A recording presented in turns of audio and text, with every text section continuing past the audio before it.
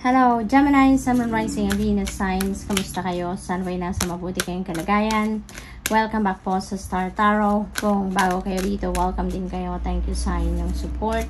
I truly appreciate it. God bless you all. Tingnan natin ang mga mensahe ni Gemini.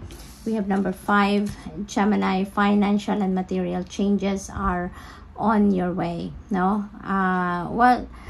This is general reading. It might resonate with you or it might not, no? Maraming magbabago pagdating sa inyong finances sa ngayon. Parang ang iba sa inyo dito, feeling ko restricted kayo pagdating sa pera, maaaring kontrolado kayo sa paggastos, maaari din na dati maluwag kayo sa pera, marami sigurong pumapasok na pera, magandang income, pero ngayon parang wala kayo doon sa financial freedom. Wala kayo doon sa financial comfort. At maaaring yun ang pagbabagong maaaring mangyari, no? For some of you.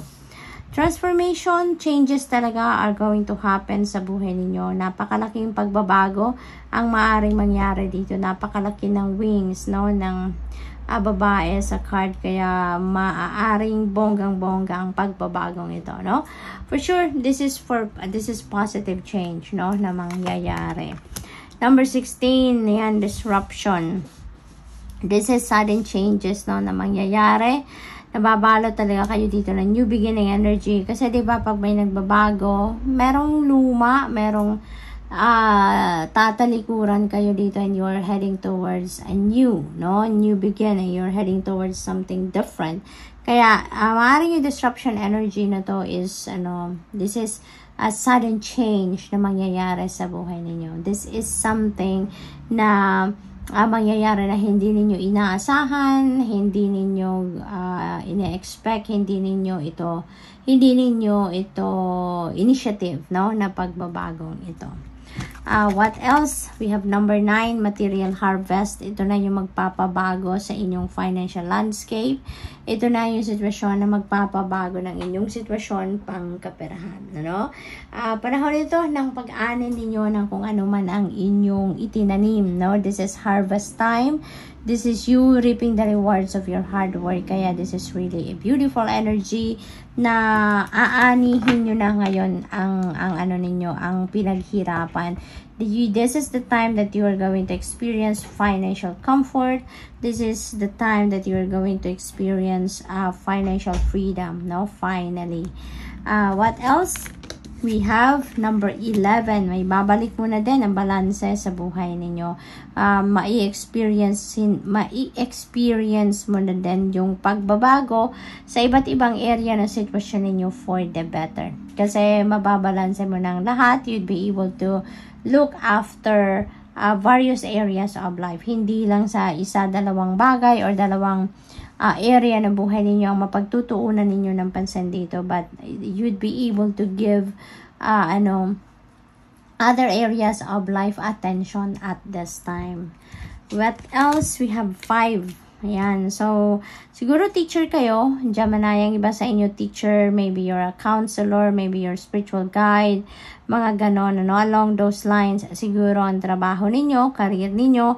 And you are sharing your knowledge. You are sharing your wisdom, no, with other people. Kaya this is exciting. No, this is exciting. What else? We have 7 choices. Choose wisely.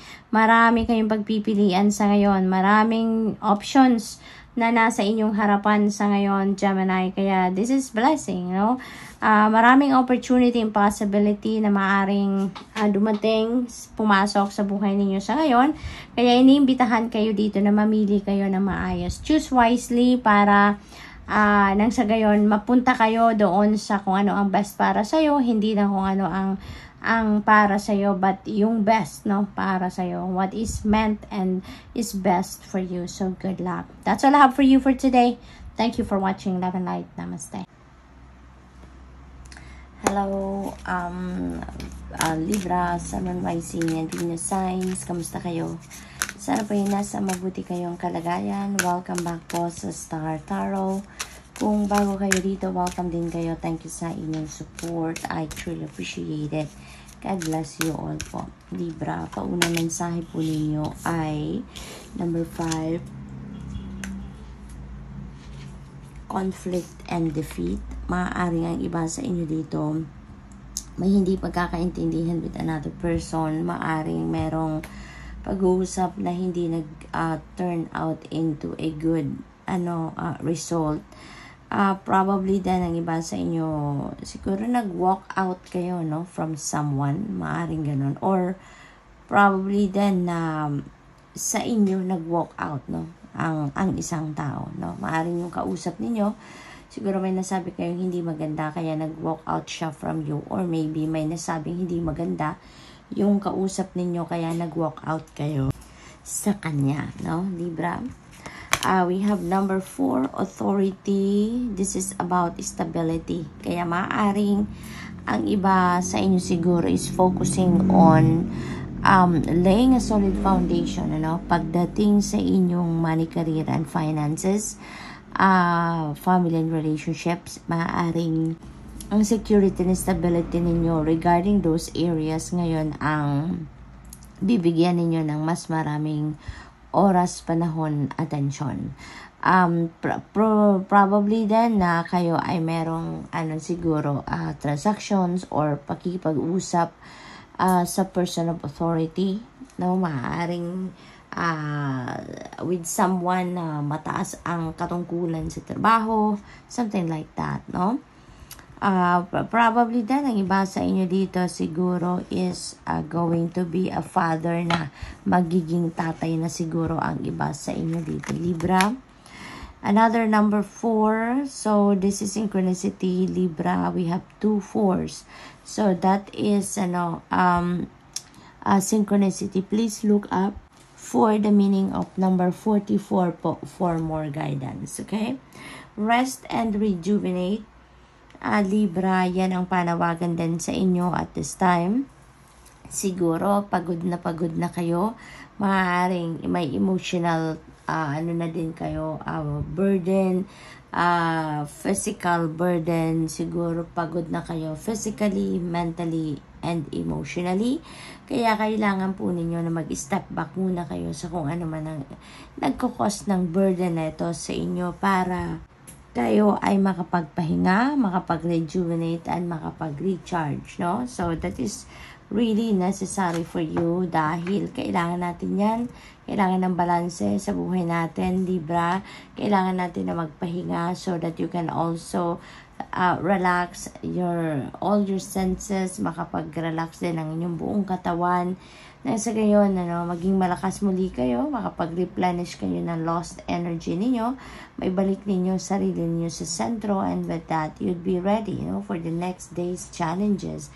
Kaya kailangan ninyo ngayon na magpahinga at mag-rejuvenate, okay?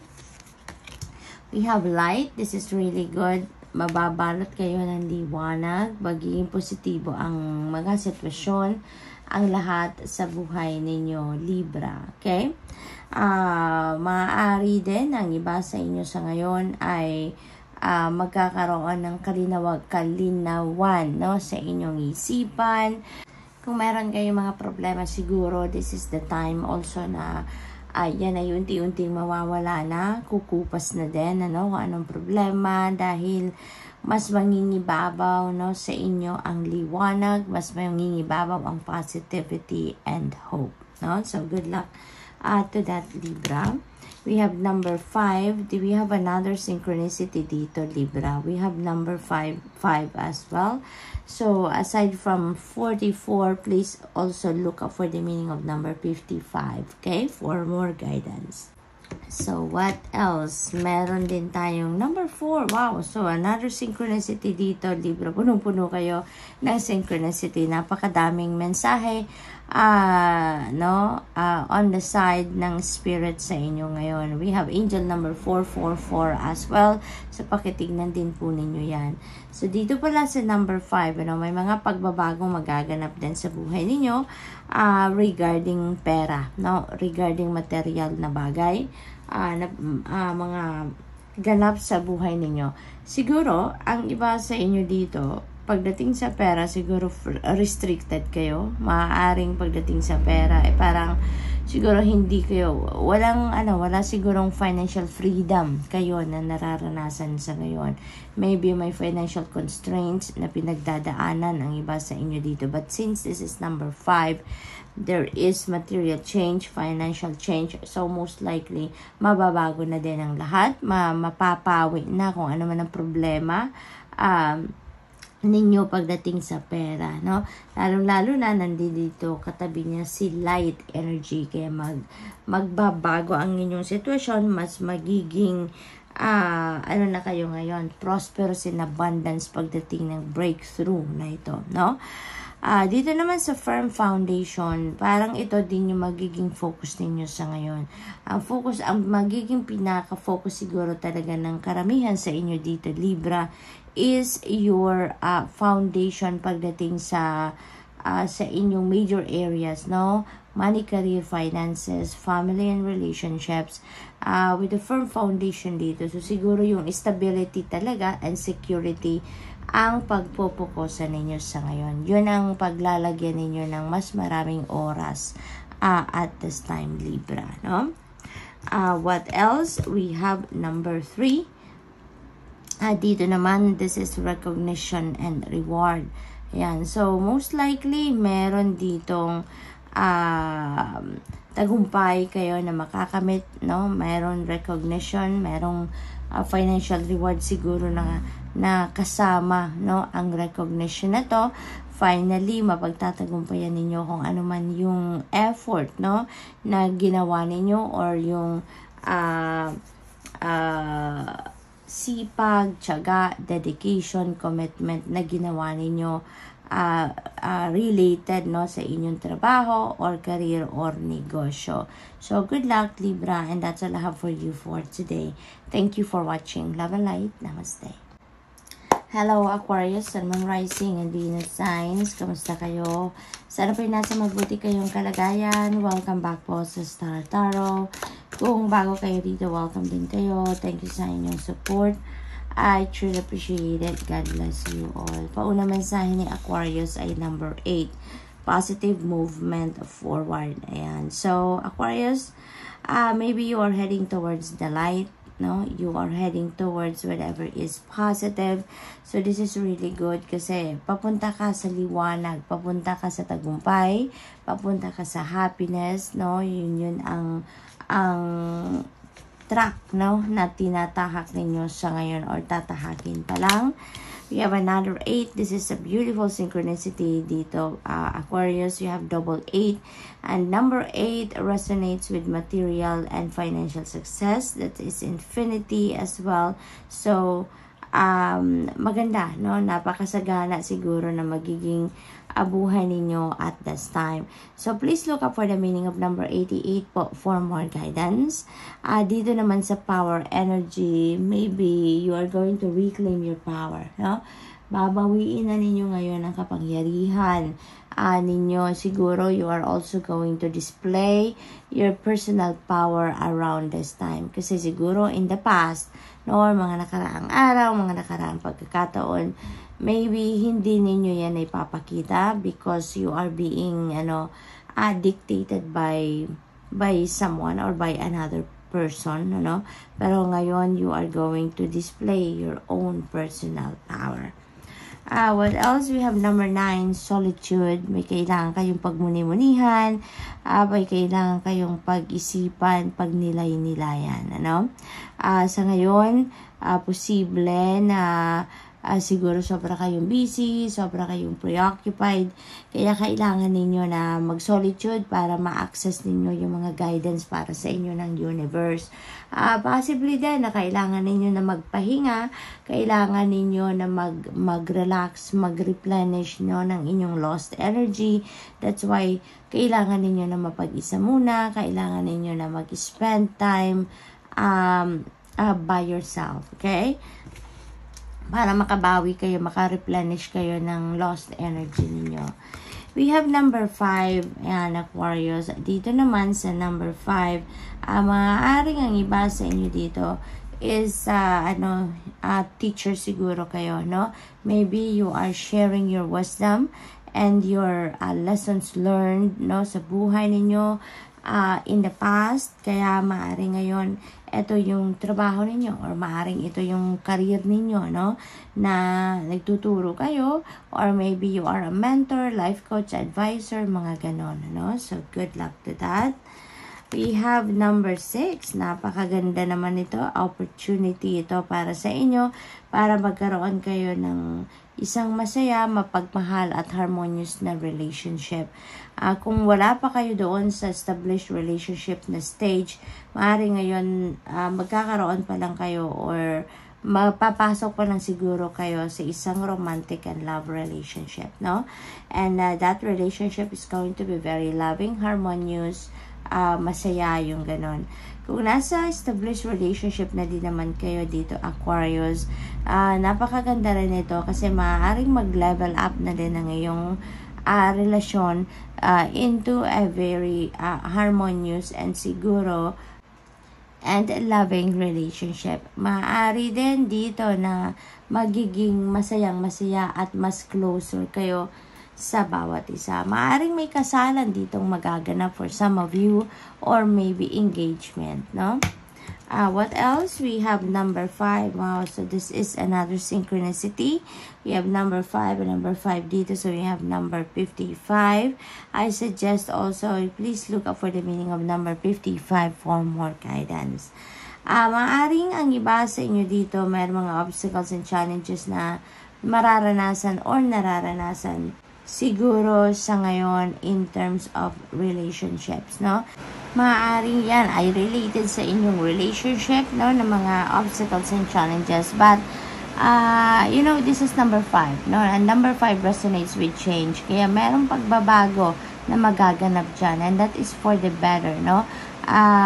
Kung ano man ang positibo na pagbabago na magaganap dito, no? You know, that is, way out ninyo para dyan sa mga challenges or obstacles na maaaring nararanasan ng iba sa inyo. We have number 11, balance. Maybe this is what you really need right now, no? Kaya siguro kayo pinagsusolitude din, kailangan ninyo na magpahinga, kailangan ninyo na magnilay-nilay, mag-reflect kayo, because you need to bring the balance back in your life, no? Aquarius, kailangan ninyo dito na ibalik ang balanse sa buhay ninyo, okay? So, dahil siguro you're all over the place, marami siguro kayong ginagawa, marami siguro kayong kailangang asikasuhin dito na maaaring hindi ninyo naaasikaso because you're only focused on some areas of life, no? Kaya iniimbitahan kayo dito na ibalik ang balanse sa sarili ninyo, and yung pagsusolitude ninyo ay isang malaking bagay na makakatulong para magawa ninyo yan. So, good luck po. That's all I have for you for today. Thank you for watching. Love and light. Namaste.